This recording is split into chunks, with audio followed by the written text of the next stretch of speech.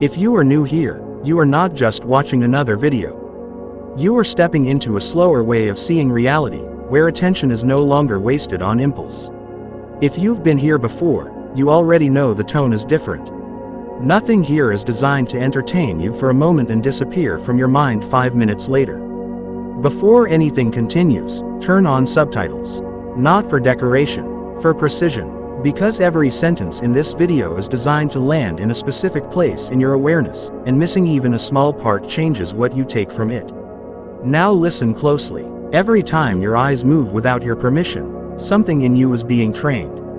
Not dramatically, not obviously, quietly, and what you don't notice is exactly what is shaping you. You think you are just looking around, at people, at screens, at movement, at bodies passing through your field of vision. But your mind does not record these moments as neutral. It records them as instructions. Every glance is a vote. Every second of attention is a reinforcement. And every uncontrolled look is a repetition of a pattern you did not consciously choose. You are not just seeing the world. You are being conditioned by it. There is a point you probably never questioned.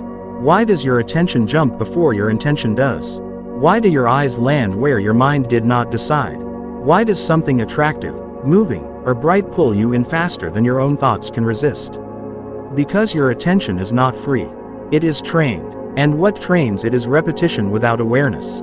You wake up. You walk outside. You open your phone. You scroll. You look. You react. You glance. You consume faces, bodies, movements, fragments of lives you will never fully understand. And each of those moments teaches your mind something subtle. That matters. Look here. React now. Forget what you were thinking. Over time, you are no longer the one directing your perception. You are reacting to it. And here is the part most people never confront. Your mind does not distinguish between what you intentionally focus on and what you casually glance at. It only learns patterns. So if your eyes constantly follow impulse, your mind begins to obey impulse. If your attention constantly reacts, your identity becomes reactive. If your gaze is undisciplined, your thoughts slowly lose structure. You think discipline is about what you do with your time. But discipline begins much earlier. It begins with what you allow yourself to look at without thinking.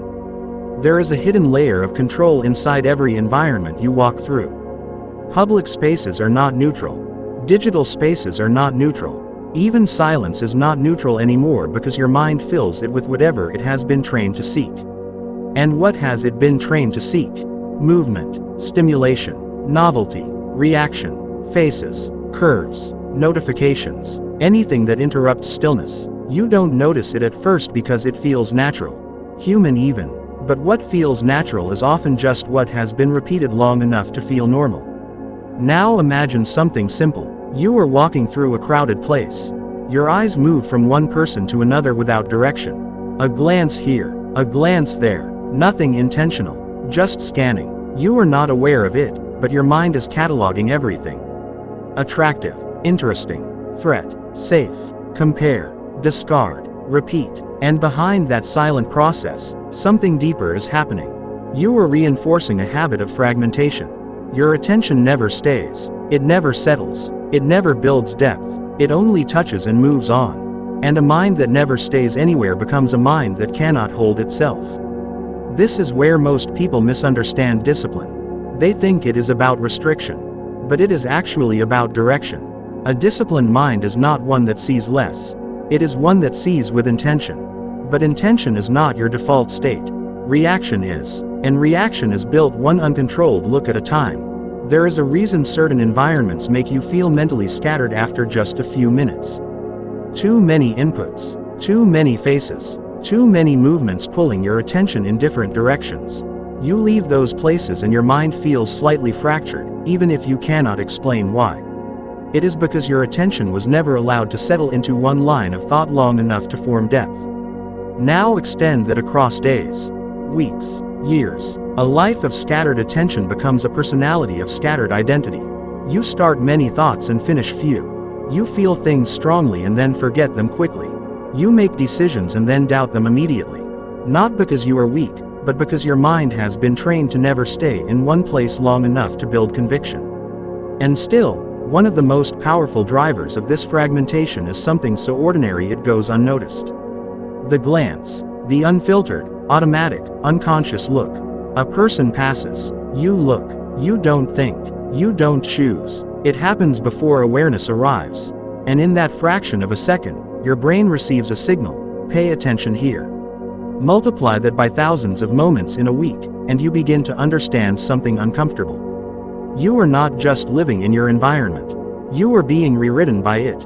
Not through trauma, not through force, but through repetition disguised as normal life. And there is a deeper consequence most people never connect. Every time your attention is pulled outward without control, your internal world becomes quieter. Not calmer, quieter in a dangerous way. Because internal direction weakens when external stimulation dominates. You stop generating thoughts. You start responding to them. You stop observing life. You start reacting to fragments of it. And slowly, the idea of a stable inner self begins to feel distant. Like something other people might have, but not you. But there is no mystery here. A mind that is constantly trained outward loses its ability to remain inward. Now, there is a question you may not have fully formed yet, but it is already forming underneath your awareness. If every look trains the mind, what exactly are you training it to become? We will return to that. Because the answer is not abstract. It is behavioral. It is visible in how you sit alone. How you handle silence. How quickly you reach for stimulation when nothing is happening. But before that, there is something more immediate to notice. Your attention does not belong to you by default. It is negotiated constantly by your environment. And most people never realize they are in a negotiation. They assume they are in control because they can choose where to go, what to do, what to watch. But within those choices, their micro-attentions are being shaped continuously. What you look at without awareness becomes what your mind expects. And what your mind expects becomes what you become sensitive to. This is not philosophy. It is conditioning. And once you see it, you start noticing something else. The discomfort of stillness. The subtle urge to move your eyes. To check something. To scan. To interrupt silence with input. That urge is not random. It is trained. And it has a cost. Because every time you surrender that urge without awareness, you strengthen it. You are not just living your day. You are rehearsing a mental pattern. And that pattern will eventually define how free your mind feels when no one is watching. There is a point in this understanding where something shifts internally. Not emotionally, structurally. You begin to realize that freedom of mind is not about having no influences. It is about deciding which influences are allowed to enter through attention. And attention begins with the eyes. Not metaphorically, literally, which is why what seems like a small habit becomes something far more serious when repeated long enough. Because a mind that cannot control where it looks will eventually struggle to control where it goes. And that is where we are heading next. But there is something you need to hold on to before we continue. Not everything you see deserves a reaction. And not every impulse deserves completion. Some things are meant to be observed and left untouched. But your mind has not been trained to distinguish that yet. It has been trained to respond. And that is where the shift begins. Slow, quiet, almost invisible at first. But once it starts, you cannot unsee it. Because now every look carries a question you did not ask before. Was that chosen? Or was that trained? And that question does not leave easily. It follows you into silence. Into routine. Into moments where nothing is happening and everything still feels slightly influenced. And somewhere in that awareness, something begins to loosen. Not comfort, control. And you are not ready yet to see how deep that goes. So we will continue. But what comes next will make the earlier parts feel like they were only the surface. There is a moment most people experience every day without realizing it matters. A room becomes quiet. No notifications. No conversation. No movement demanding your attention.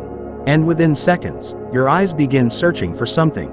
Not because anything important appeared. Because your mind has become uncomfortable without stimulation. That discomfort tells a story about your conditioning. A free mind can remain still without feeling trapped inside silence.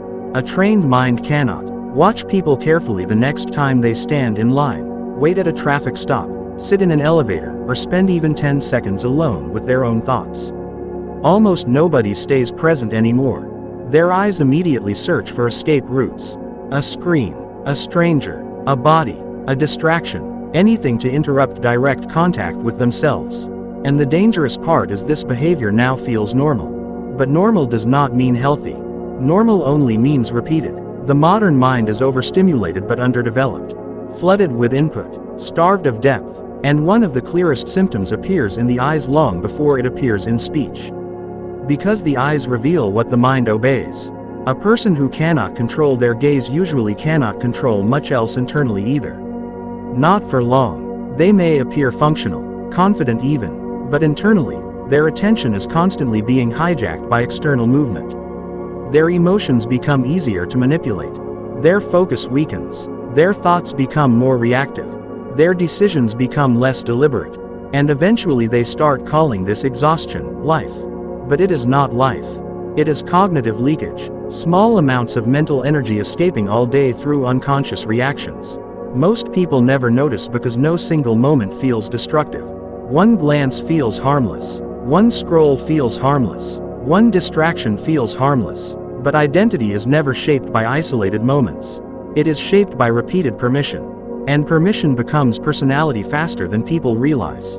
That is why someone can sincerely want discipline while unconsciously practicing impulsiveness every hour. They want clarity, but train distraction. They want peace, but rehearse overstimulation. They want control, but surrender attention instantly whenever something visually appealing enters their environment. Then they wonder why their mind feels divided when they try to focus on meaningful goals. You cannot train chaos all day and expect clarity at night. The mind remembers what you repeatedly reward. And attention is reward. Every time your eyes automatically chase stimulation, your brain marks that behavior as valuable. Not morally valuable, neurologically valuable, important, worth repeating. So the pattern deepens. You begin noticing shorter attention spans. Restlessness during silence. Difficulty reading deeply. Difficulty thinking slowly. Difficulty remaining emotionally steady without external stimulation nearby. At first these changes seem unrelated. But they originate from the same source. An undisciplined relationship with attention. And there is another layer beneath this that almost nobody discusses honestly. Uncontrolled looking changes how you see people. Not just visually, psychologically. When the mind becomes addicted to scanning, it stops perceiving depth and starts perceiving fragments. Faces become stimuli. Bodies become interruptions. Human beings become momentary experiences instead of realities containing complexity, suffering, history, fear, insecurity, meaning. The gaze becomes shallow. Then the thinking becomes shallow. And eventually relationships become shallow too. Not because people are incapable of love or loyalty, but because overstimulation weakens sustained perception. A distracted mind struggles to see deeply into anything. This is why so many people feel emotionally disconnected despite constant exposure to other humans. They are seeing more people than ever while perceiving less humanity than ever. Their eyes move constantly, but their awareness rarely arrives. And when awareness disappears, presence disappears with it. That is why some people can sit across from another human being while mentally drifting through 10 different thoughts at once. Their nervous system has been trained to split attention continuously. You see it everywhere now. Someone listening while checking their phone. Someone speaking while scanning the room. Someone pretending to focus while mentally reacting to every movement around them. Nobody fully arrives anywhere anymore. And what never fully arrives can never fully connect. This is not only damaging socially. It destroys internal authority. Because authority over the self begins with the ability to direct attention consciously instead of impulsively. That is why ancient disciplines always emphasized observation before action. Control before expression. Awareness before reaction. Not because they feared the world. Because they understood the mechanism of conditioning. What you repeatedly react to eventually gains influence over you. And influence does not ask permission once patterns are established. It simply operates. That is why certain people feel mentally weak in environments full of temptation, noise, stimulation, or attraction.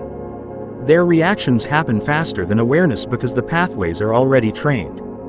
Their eyes move first. Their mind follows after. Then later they call it temptation, lack of motivation, lack of discipline, lack of confidence. But the process started much earlier than they think. It started with what they normalized. There is a reason some men cannot walk through a crowded place without mentally drifting every few seconds. There is a reason some people cannot focus deeply on one conversation without seeking visual novelty elsewhere. There is a reason silence now feels unbearable to millions of minds. The nervous system has adapted to interruption, and adaptation becomes identity when repeated long enough. But here is the dangerous illusion. Most people believe freedom means the ability to look at anything they want whenever they want. Real freedom is different. Real freedom is being able to choose not to, especially when impulse says otherwise. That is where sovereignty begins. Not in public performance, not in motivational speeches, not in appearing strong around other people. It begins in invisible moments where nobody would know whether you reacted or remained conscious. That is where self-respect is actually built.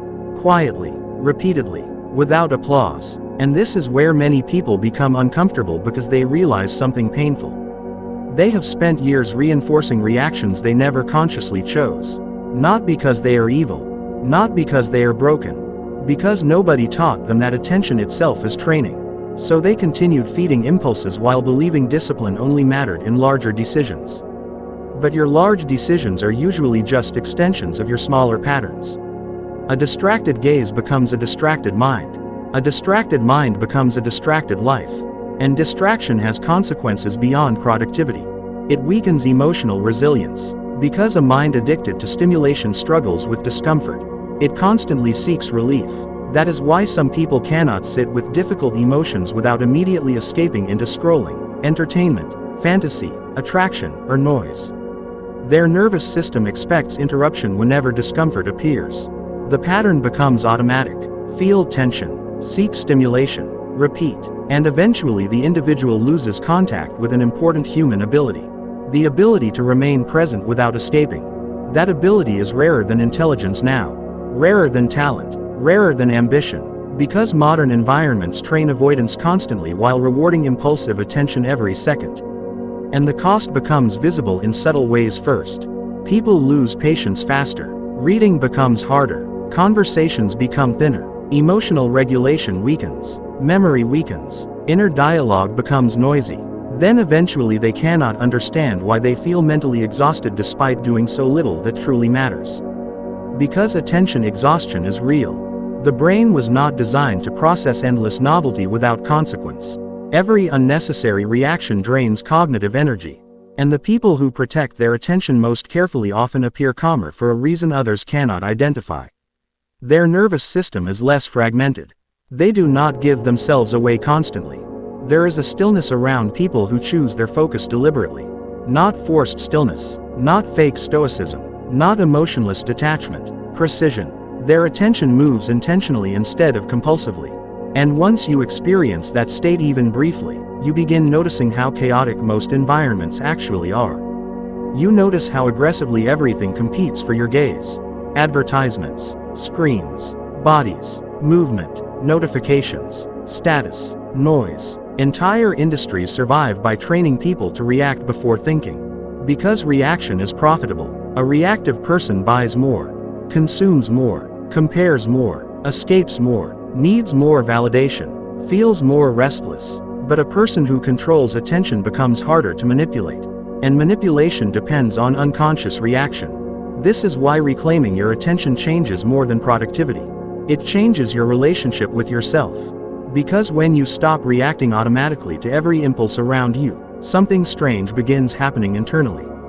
Your thoughts slow down, not in a dull way, in a clear way. You begin noticing details you missed before. The emotional atmosphere of places. The insecurity behind certain behaviors. The desperation hidden inside constant performance. The exhaustion behind endless stimulation. You begin seeing through things instead of merely looking at them. And that shift changes people permanently once it fully settles in. But there is another side to this that most people are not prepared for. When you stop feeding compulsive attention patterns, withdrawal appears. Not dramatic withdrawal, subtle withdrawal, restlessness, mental agitation, the urge to check something constantly. The desire for visual stimulation even when nothing important exists to see. That discomfort exposes dependency, and dependency hides inside habits people call normal. This is why many individuals fail the moment they attempt deeper focus or silence. They think they are incapable of concentration when in reality their mind is simply detoxing from overstimulation. Because a distracted mind panics when it no longer receives constant input. And the panic feels personal until you understand what is happening. You are not losing yourself. You are meeting the version of yourself that existed before endless interruption took over your nervous system. That meeting is uncomfortable at first. Because underneath distraction, many people discover unresolved thoughts waiting in silence. Thoughts they avoided through stimulation. Emotions they interrupted before fully feeling. Questions they buried beneath endless movement. And that is where this becomes dangerous in the best possible way. Because once your awareness sharpens enough, you start realizing how much of your personality was built from unconscious repetition instead of conscious choice. That realization changes how you move through the world. You stop giving your attention away casually. You become more selective, more observant, more internally directed, and slowly, something forgotten begins returning. Mental weight, not heaviness, substance. The kind of presence people feel immediately without understanding why. Because attention directed consciously creates gravity inside a person. And gravity cannot be faked. If this is already forcing you to look differently at your own habits, pause for 1 second and make this visible. Like the video so more people trapped in unconscious reaction patterns can confront what is happening to their minds. Comment the phrase, "I control my attention," below. Not for performance, for recognition. Because the moment you say it consciously, you begin noticing how often your environment tries to take that control back. Share this with someone whose mind has become exhausted from constant stimulation without realizing the source. And subscribe if you are building a mindset based on awareness instead of impulse, discipline instead of reaction, and psychological clarity instead of endless distraction. Because what comes next matters more than most people expect. We still have not reached the deepest layer of this problem. The part where uncontrolled attention begins reshaping identity itself. And once you see that clearly, you will never look at your own eyes the same way again.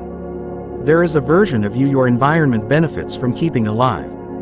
Distracted, reactive, mentally fragmented, always consuming, rarely reflecting, not because someone is secretly controlling your life from the shadows. Because a distracted human being is easier to direct than a conscious one. And most people never realize how early that direction begins. It begins before decisions, before habits, before behavior. It begins at the level of attention. Because attention determines what enters the mind repeatedly. And repetition determines identity. You become what you repeatedly allow into your nervous system. Not occasionally, repeatedly. That is why two people can live in the same city, use the same technology, walk through the same streets, and still become completely different psychologically. One person allows every impulse to enter unchecked. Every distraction becomes a command. Every attractive image becomes a mental event. Every emotional trigger becomes an interruption. The other learns to filter. Not perfectly, consciously. And over time, the distance between those two minds becomes enormous. One develops depth, the other develops dependency. One strengthens internal authority, the other becomes emotionally programmable. Most people assume brainwashing looks dramatic. They imagine propaganda, manipulation, control through fear. But the most effective conditioning is quieter than that. It simply trains your nervous system to crave interruption. Then eventually silence itself feels uncomfortable. And once silence becomes uncomfortable, reflection disappears. That is when people become vulnerable to almost anything. Because a human being who cannot remain alone with their own mind for 10 minutes will search for identity externally every single day. Approval, entertainment, attraction, validation, noise, something to fill the internal instability. And this is why uncontrolled looking becomes more serious than it first appears. It trains your mind to remain externally dependent. Every unnecessary glance reinforces the same hidden message. What is outside me matters more than what is within me. Most people never consciously say that sentence. But they rehearse it behaviorally every day. And the mind believes behavior more than intention. You can tell yourself you value discipline while training impulsiveness. You can tell yourself you want peace while feeding overstimulation. You can tell yourself you want focus while rewarding distraction every few minutes. The nervous system listens to repetition, not self-image. That is why many people feel divided internally. Their conscious goals and unconscious training are fighting each other constantly. One side wants growth. The other side has been conditioned for stimulation. And conditioning is powerful because it disguises itself as personality. People start saying, "That's just how I am. I get distracted easily. My attention span is bad. I overthink. I can't focus." But many of these traits are not fixed identity. They are trained patterns. Patterns reinforced so consistently they started feeling natural. Think carefully about that. What if some of your mental struggles are not permanent flaws, but rehearsed reactions? That possibility changes everything. Because if attention patterns can be trained unconsciously, they can also be retrained consciously. But retraining requires something most people avoid: friction. The ability to interrupt automatic behavior before completion. And this is where the real battle begins. Not outside. Inside milliseconds. The moment before your eyes react automatically. The moment before your hand reaches for stimulation. The moment before your attention drifts unconsciously. Most people lose themselves in those moments without ever noticing them. But conscious individuals learn to slow those moments down. That slowing changes the structure of the mind itself. You begin catching impulses before they fully take over. You begin observing urges instead of instantly obeying them. You begin recognizing that awareness and reaction are not the same thing. And that realization creates space. Space is powerful, because space between impulse and action is where freedom actually exists. Without that space, you are not choosing. You are executing programming. And the frightening truth is most people operate almost entirely through automatic reinforcement loops they never consciously examined. Wake up, check phone, react, consume, compare, scroll, look, stimulate, repeat. Then somewhere inside that cycle they wonder why they feel mentally weak, emotionally restless, spiritually empty, unable to focus deeply on meaningful work or relationships. But emptiness often grows where uninterrupted reflection disappears. A mind flooded with constant input rarely develops internal clarity. It develops noise. And noise creates confusion about who you really are. That confusion is becoming more common now because modern environments continuously attack sustained awareness. Everything competes for your focus simultaneously. Not just companies. Not just algorithms. People too. Everyone wants attention now because attention has become social currency. And when attention becomes currency, self-display increases while inner substance decreases. That is why so many interactions feel strangely hollow despite constant visibility. People are being seen more than ever while understood less than ever. Because visibility is not the same as presence. And a person addicted to external stimulation rarely remains fully present anywhere. Not with others. Not with work. Not even with themselves. They are always partially elsewhere mentally. Always scanning. Always anticipating. Always reacting. That state slowly destroys psychological stability. Because stability requires continuity of attention. You cannot build a strong inner world while constantly abandoning it for external stimulation. Imagine trying to build a fire while throwing water on it every few minutes. That is what most people do with focus. The moment stillness begins deepening into concentration, they interrupt it with novelty. Then later they say they lack discipline. But discipline is not only forcing yourself to work harder. Discipline is protecting continuity of awareness. The ability to stay with a thought, stay with discomfort, stay with silence, stay with one direction long enough for depth to emerge. Most people never reach depth because interruption has become habitual. And interruption weakens identity in ways that are difficult to notice immediately. You begin doubting yourself more easily. You become emotionally inconsistent. Your goals lose emotional weight quickly. Your thinking becomes shallow under pressure. Not because you lack intelligence. Because your attention has been fragmented too many times. Fragmented attention creates fragmented conviction. This is why many individuals feel motivated briefly after consuming inspiring content but lose momentum within hours. Their nervous system is conditioned for emotional spikes, not sustained focus. They chase intensity instead of structure. But intensity fades quickly, structure remains, and structure begins at the level of attention control. That is why reclaiming your gaze matters. Not morally, psychologically. Where your eyes go repeatedly, your mind follows eventually. And where your mind goes repeatedly, your life follows eventually. People underestimate how deeply visual repetition shapes emotional states. Constant exposure to stimulation changes expectations. Ordinary life starts feeling dull. Slow progress starts feeling unbearable. Real conversations feel less exciting than fantasy. Silence feels empty instead of restorative. Then eventually reality itself feels insufficient. Not because reality changed, because the nervous system was trained to expect continuous novelty. This is why many people cannot appreciate simple moments anymore. Their threshold for stimulation keeps rising. And rising thresholds create emotional numbness. The same thing that once felt meaningful no longer reaches them emotionally because their nervous system has adapted to higher levels of input. So they seek stronger stimulation, more novelty, more distraction, and the cycle deepens. But something different happens when you begin reclaiming attention consciously. Ordinary moments regain texture. You notice details again. The sound of environments, the emotional tone in someone's voice, the way anxiety hides behind forced confidence, the tension inside people constantly seeking validation, the exhaustion inside endless entertainment. You begin observing life instead of merely consuming it.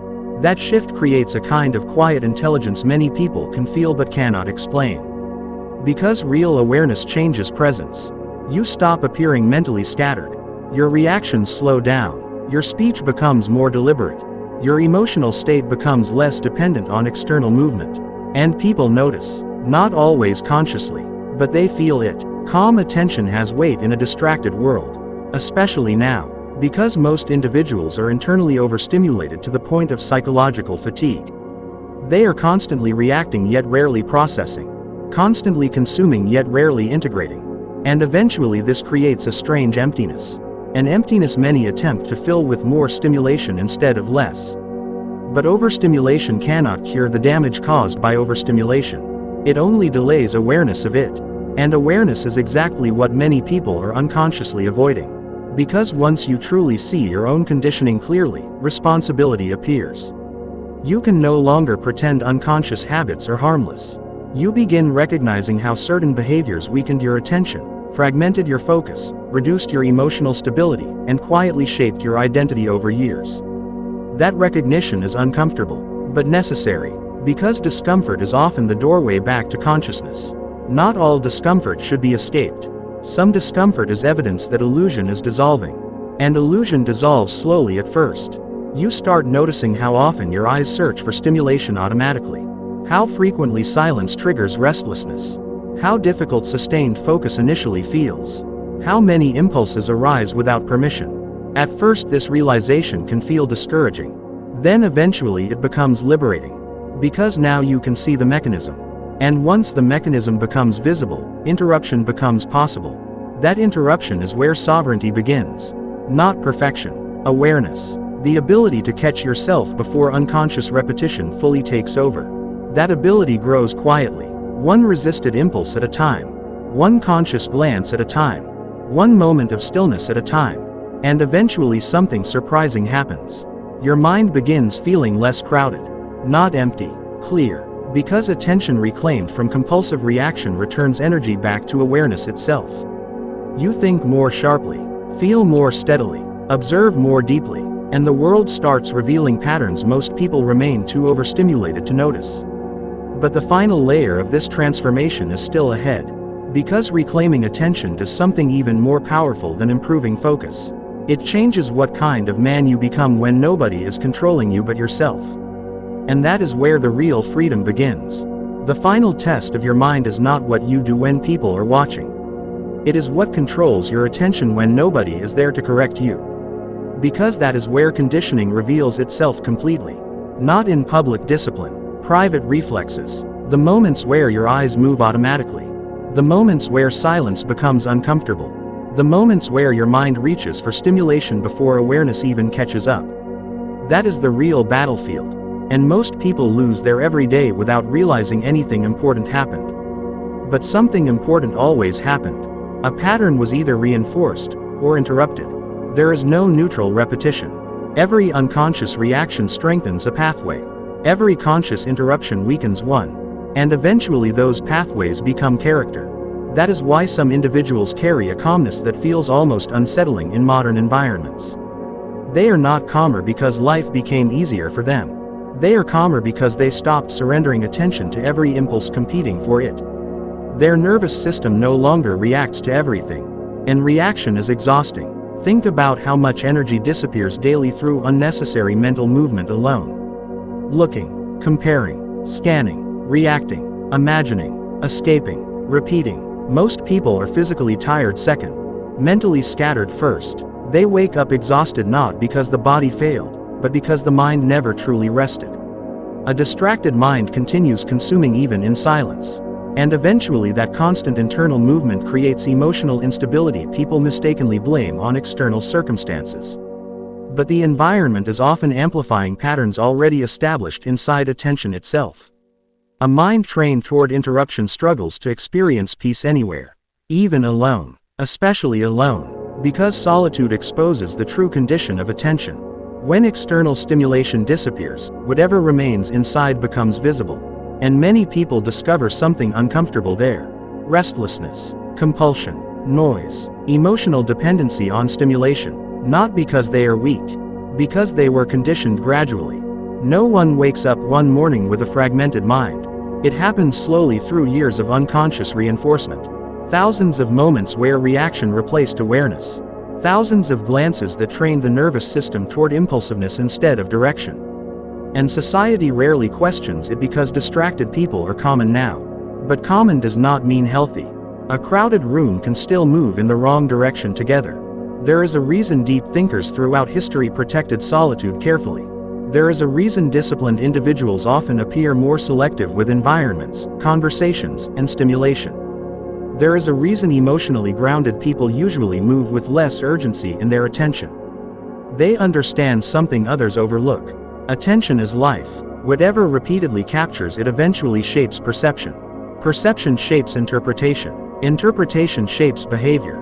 Behavior shapes identity. So when you lose authority over attention, you slowly lose authority over yourself. Not instantly, incrementally. And incremental destruction is dangerous because it hides inside normal routines. The person losing mental sharpness rarely notices the exact day it happened.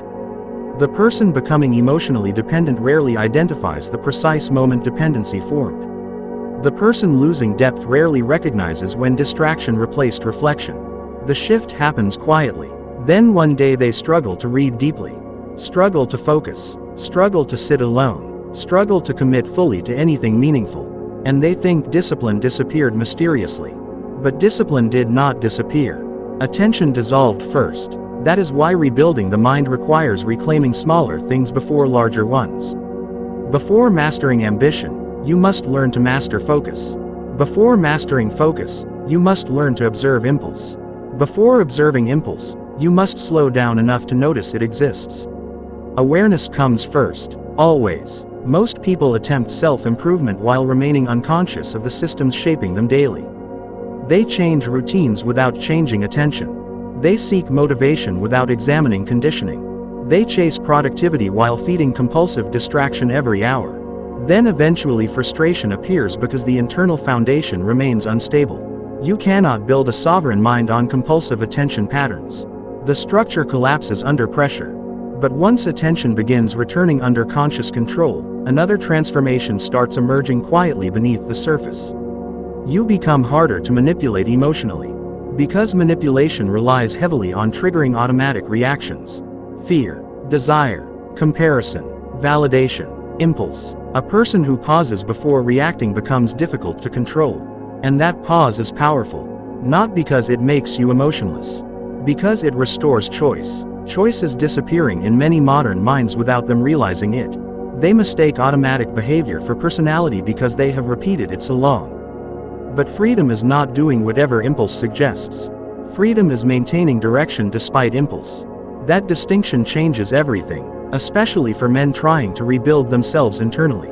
Because many are attempting to strengthen discipline while leaving attention completely exposed.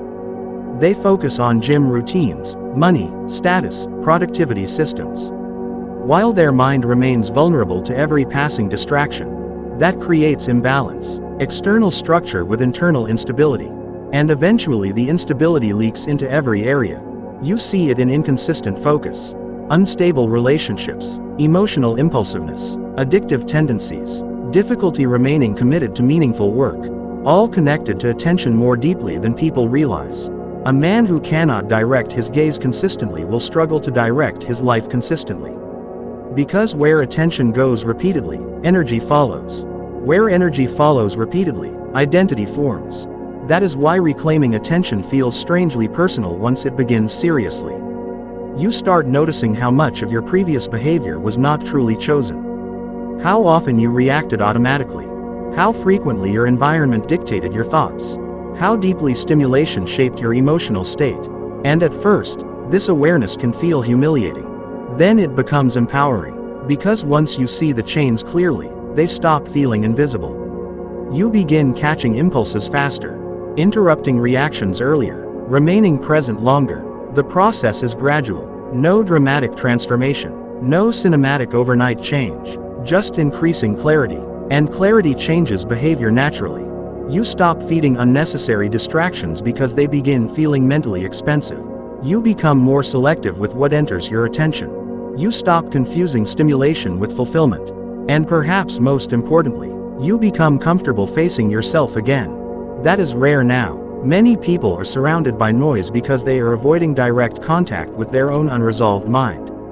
Silence threatens them because silence removes distraction. And without distraction, reality becomes audible. The regrets, the fears, the insecurity, the loneliness, the emptiness overstimulation temporarily concealed. But facing those things consciously is exactly what rebuilds strength. Not escaping them. Avoidance weakens. Observation strengthens. That is why disciplined awareness creates emotional resilience over time. You stop running from internal discomfort automatically. You learn to remain present without immediately anesthetizing yourself through stimulation. And that ability changes the quality of your entire life. Because a person who can remain conscious during discomfort becomes capable of growth most people never reach. Growth requires sustained awareness. Sustained awareness requires controlled attention. Everything returns there eventually. Attention is the gatekeeper. Protect it long enough and your thinking sharpens. Your emotions stabilize. Your instincts become clearer. Your presence deepens. And people will notice something different about you even if they cannot explain it. Not louder confidence. Not performative masculinity. Not forced stoicism. Weight. Internal weight.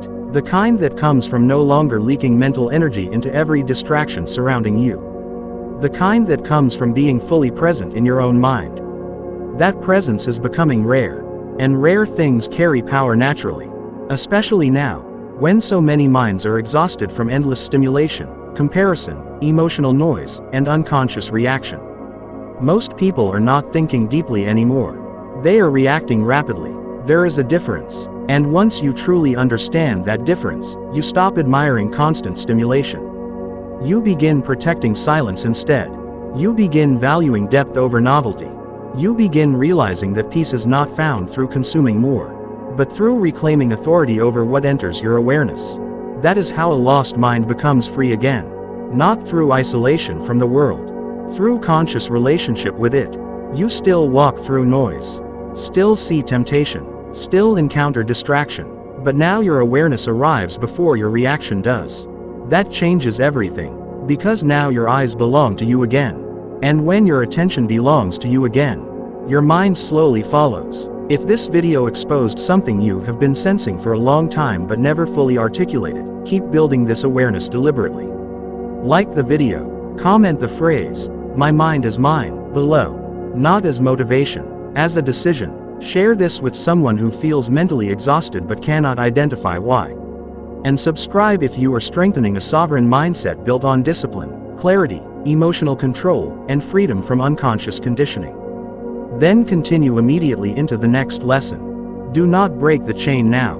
Because once you begin seeing how attention shapes identity, you will start noticing hidden conditioning everywhere, in environments, relationships, habits, entertainment, even inside your own thoughts.